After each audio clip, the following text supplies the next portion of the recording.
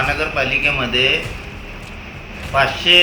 लोकांच्या सफाई कर्मचाऱ्यांची भरती झाली। आता याच्यामध्ये शिकले सवरलेही सफाई कर्मचारी आहे आणि प्रामाणिकपणे काम करणारे मागील गेल्या 10 वर्षापासून ते पण सुशिक्षित आणि चांगले सफाई कर्मचारी। पण बघण्यात असं आलं की काही प्रशासकीय अधिकारी आपल्या स्वार्थासाठी जे चांगले कर्मचारी प्रामाणिकपणे जे काम करत होते गेल्या 7, 8, 10 वर्षापासून, गेल्या 3 वर्षापासून त्यांना यांनी इथून मुख्यालयामध्ये काढून मुख्यालय नागपूर महानगरपालिकामध्ये 8 वर्षापासून काम करत असणाऱ्या, 2 वर्षापासून 3 वर्षापासून काम करणाऱ्या मुलं मुली चांगले यांना काढून यांनी झोनमध्ये कामस्थो दिलं। आता माहीत नाही ते कोणाच्या शिफारसीमुळे दिलं, पण म्हणण्याचं आणि सांगण्याचं तात्पर्य म्हणजे भगत साहेबांना खुलासा हा होता की ज्या सफाई कर्मचाऱ्यांना तुम्ही चांगले काम करणाऱ्यांना त्यांना चांगल्या कामातून खालच्या कामावर टाकता, म्हणजे यूज अँड थ्रो वाली जे पॉलिसी आहे, इस्तेमाल करो और फिर छोड़ दो,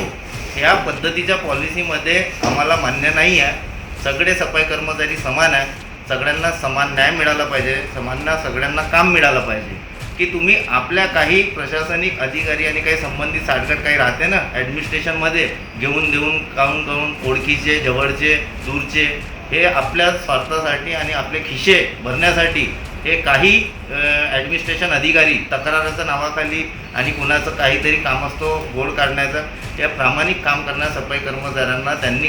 इथून काढून त्यांना झोनमध्ये टाकलं आणि आपले जे जवळचे आहेत त्यांच्याकडनं त्यांनी आपले घेऊन जे काही राहतात त्यांचं नाही का साठगाठ, त्यांनी यांना इथे शिफारस केलं। तर आमचं मान्य हेच होतं की उपायुक्त साहेब ज्या पद्धतीनं मुख्यमंत्र्यांनी समान निर्णय घेतला आहे, ज्या प्रकारे नागपूर महानगरपालिका सगळ्या महिला पदाधिकाऱ्यांनी आमच्या उपमहापौर दिला, त्या हातीबेटीने सगळ्यांना समान न्यायाचं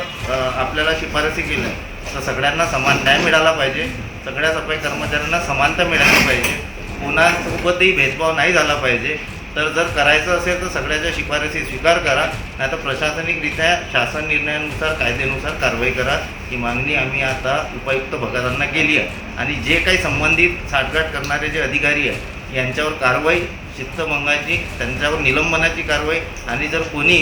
घोळ करून जर कोणातरी सफाई कर्मचाऱ्यांचं कुठे ना कुठे जर तो कुठे ना कुठे त्यांचं आर्थिक नुकसान पोहोचवण्याचं जर काम करत असेल तर अशा संबंधित अधिकाऱ्यांना तुरंत निलंबित करण्यात यावे अशी आम्ही त्यांना मागणी केलेली आहे। तर तुरंत चौकशी करतो म्हणे, तपासून घेतो म्हणे, कारण की त्यांच्या स्वतःच्या स्वाक्षरीचे काही पत्र आहे ते आम्ही त्यांना दाखवले आहे। आता बघू आपण किती लवकरात लवकर न्याय मिळेल।